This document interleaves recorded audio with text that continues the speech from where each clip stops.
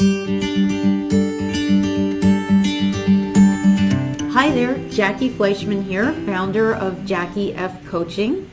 I'm a corporate confidence coach and I work with professionals to power up their negotiation skills, navigate conflict, and work through really tough, challenging interpersonal dynamics as they come up in your career or in your line of work.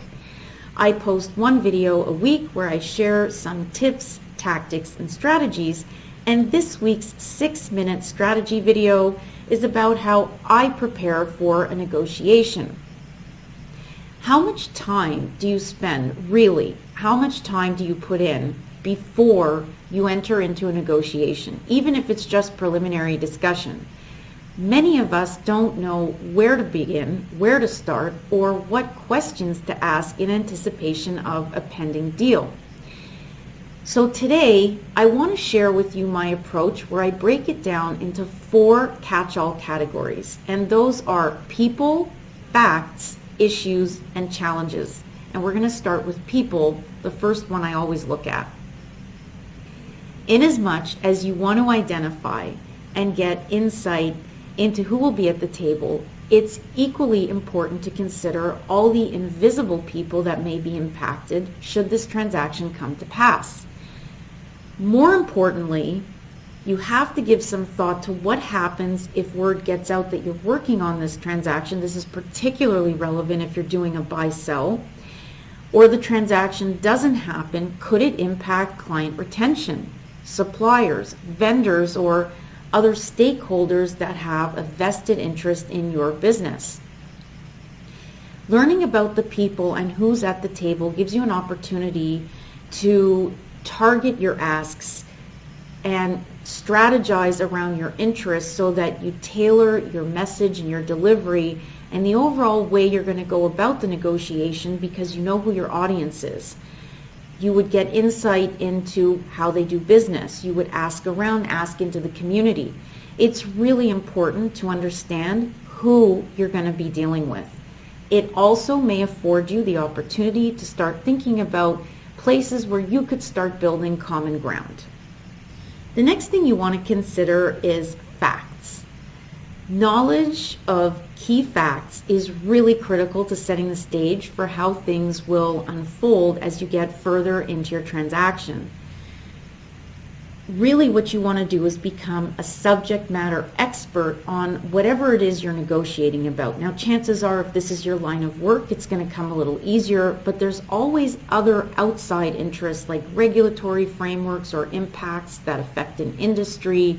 There's economic indicators, a competitive landscape. I mean, some of the questions that you might want to ask yourself are things like, how does this acquisition or divestment improve things in my within my current strategy? Or how does it add to my bottom line? Is it an addition to an existing business, a complementary service? These are the kinds of things you want to figure out. What is really benefiting you about this particular negotiation? How will it enhance your business or remove something that is impeding your business? You would also want to identify business performance, and you want to look at it in the context of the competitive landscape. There's the competitive landscape today, and maybe you have some insight into what's coming down the road. Really important to consider when you're crafting and putting your facts together. How are current resources allocated? Are they efficient? Could you do better in that department? Is that something that the other side, when they're looking into your business, is it going to impact your deal? Is it something you're going to have to reveal? Are there challenges there that could be coming up? We're going to talk about challenges in a minute. But these are the kinds of things, when you list the facts and you start to have an understanding of what the key facts are, these are the kinds of things that come up that are going to clue you in to what you have to look at.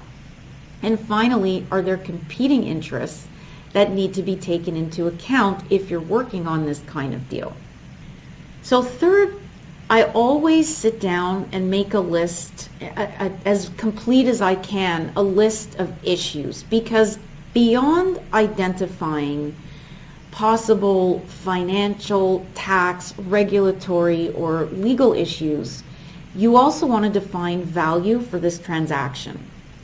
And we often equate value with money and financial gain. But when it comes down to it, there are a variety of shapes and sizes that value comes in, like time, resources, peace of mind, or certain efficiencies that you either have or you're lacking in.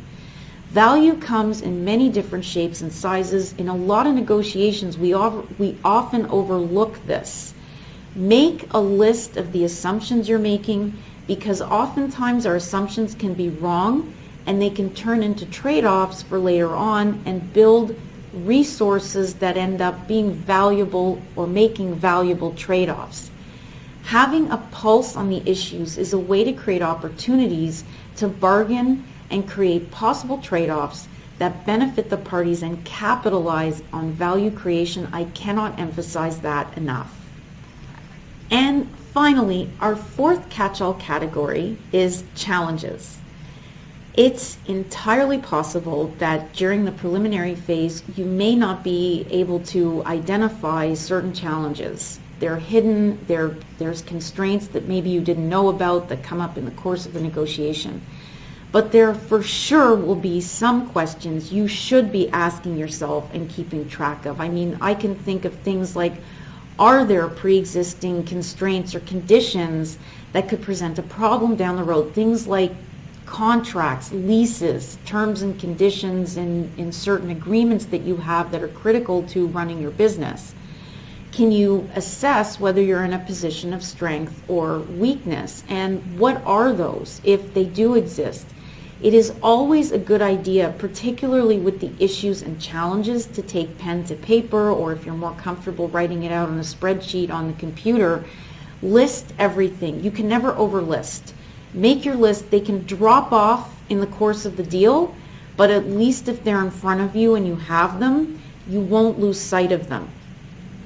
Finally, the reason that I do it this way is because there isn't a question that you could ask yourself that won't fall into one of these categories.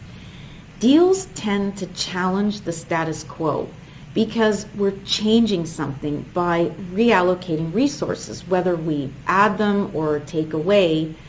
Something's going to be different after this transaction. The negotiation comes in by balancing these competing interests to improve an existing situation. When you deconstruct the deal this way, you can find a category or even create subcategories for questions you will have in the beginning and that will come up during the course of your deal. You can pick out the most relevant criteria and identify strengths and weaknesses in a much easier way when you put them into these large catch-all categories. And you'll also get a sense of where disagreements may come up. I am a big believer that time invested up front is time saved later, and this approach has helped me do that. I can't tell you how many times and how many deals it's helped me when I lay it out in this big picture way. You can always drill down later. I'm Jackie Fleischman, your corporate confidence coach. I hope this 6-minute strategy video helped. I look forward to seeing you next time, and thank you for your time. And if you like these videos, please subscribe, or you can visit the website at www.jackiefcoaching.com, where there's plenty more information. Take care, everyone.